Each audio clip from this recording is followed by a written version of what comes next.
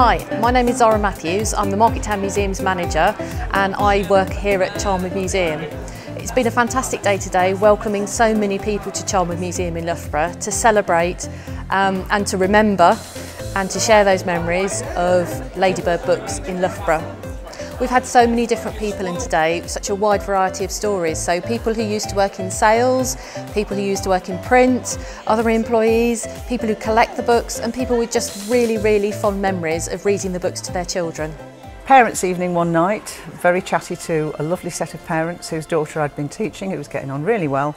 And the conversation strayed a little bit from how their daughter was getting on to how I was and what my interests were and such like. And the end of the conversation was that I think it was one of the editors from Ladybird said, "Would you like to write a cookery book for young children?"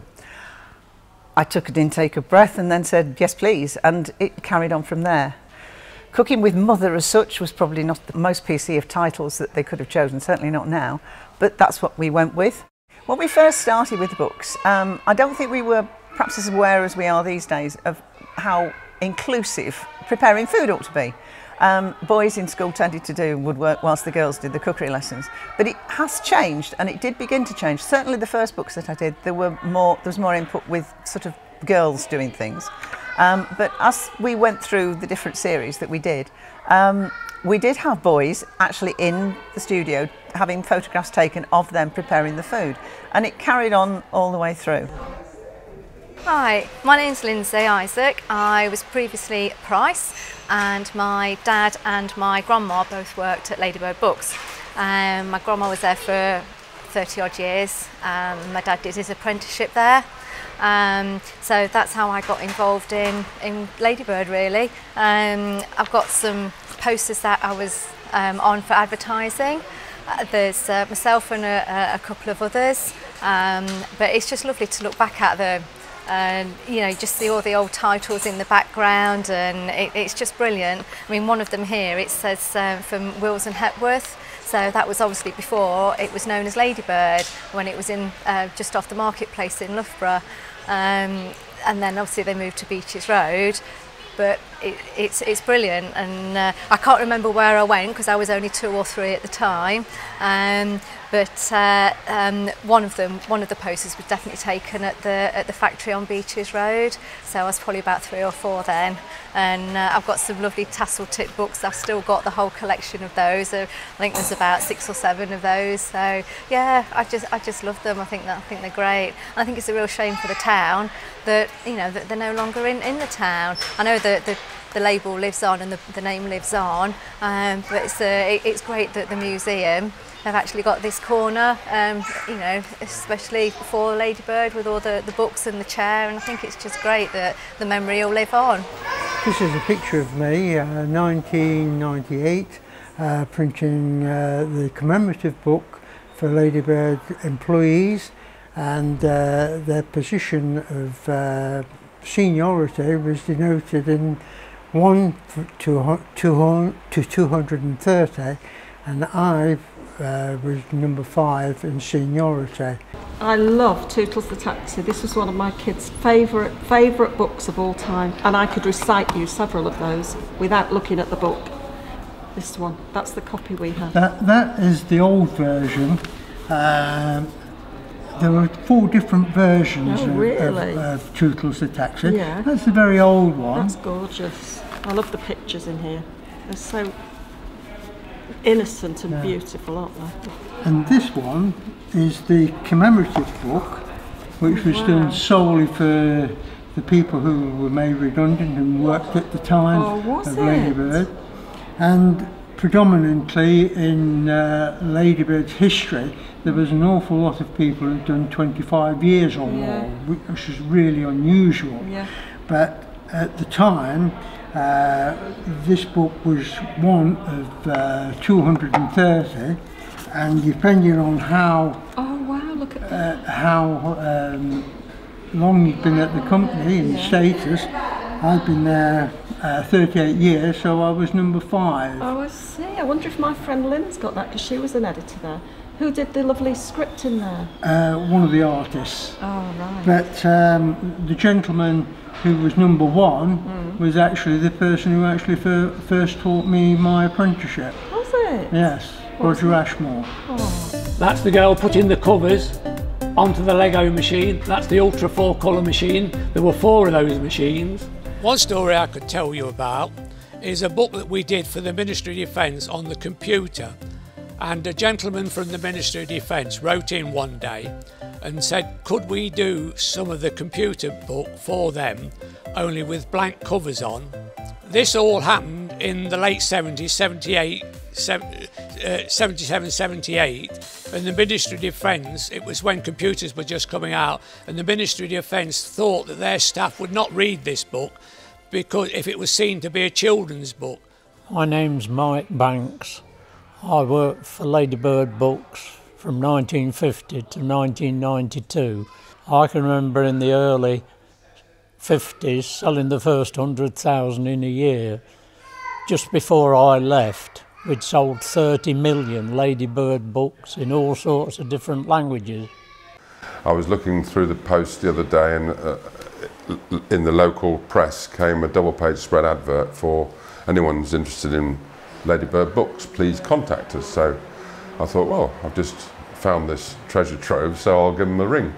And there we are. Here we are now, and I've presented, and Stephanie and I have given this to the museum to enjoy. And so hopefully there's a lot of agendas and there's a lot of financial information of monthly accounts, etc. of Wilton Hepworth, along with, far more interestingly to the Ladybird fraternity, all the correspondence from artists that sort of started the whole aspect of the book and how it became this size and this book, because it all started from a little idea that this is what we should do, and print it on one sheet because of the war times and so on and so forth. And I don't know the whole history. All these people will know a lot more than I do, but I've just been given this to donate to the museum.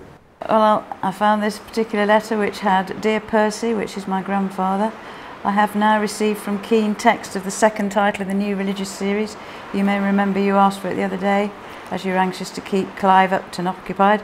And this was obviously from Douglas Keane, who was the chap who really started everything off a long, long time ago. And he had to go to war. And so Percy, my grandfather, or our grandfather, had to take over and do quite a lot of series himself. So he obviously kept in touch with him, and so there are lots of letters on that. And then there's this lovely letter here that my father wrote, which is just a nice title, but it's part of the Wilton Hepworth printing company. Obviously it's lovely to hang on to these things, but we can't keep them forever, and my grandchildren probably wouldn't be that interested because there's just so much stuff here really to wade through, and they'd have to be an age probably about in their 40s when they might be more interested, but we think that you would be more interested in this, and so we're just happy that it's going to you, really, basically. Well, we love Ladybird books at our house. We've had them, I started buying them when my children were little, my eldest children, in the early 70s, and then I bought more when my third child was born in the 80s, and there was a different series then. We had all the Ladybird leaders. I used to teach English, and I have used the Ladybird books to help with reluctant readers, and I found in particular that it was the pictures that drew them in. The text was simple enough for many of them to read or attempt to read, but it was the pictures that would enable them to talk about what they saw. And I know that worked with my own daughter. The one I remember in particular was a book about King John, and she used to tell the story herself, and what she said was just so funny, as they are without meaning to be. And it is the picture, I think, that draws you in.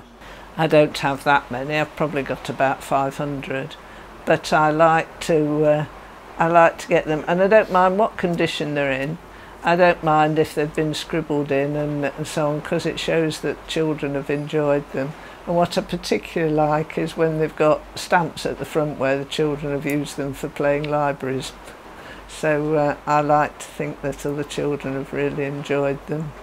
Hi, I'm Claire Plasker. I've come up from the University of Reading to be here at Charnwood Museum today.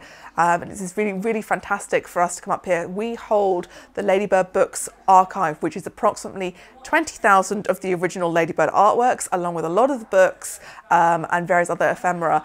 And it's really exciting being here today to share that with everyone and to talk to people as well, get to know people and learn those personal stories which really help make our archive come alive in so many different ways. My name is Cathy Phillips and I'm the chairman of the Loughborough Library Local Studies Volunteers.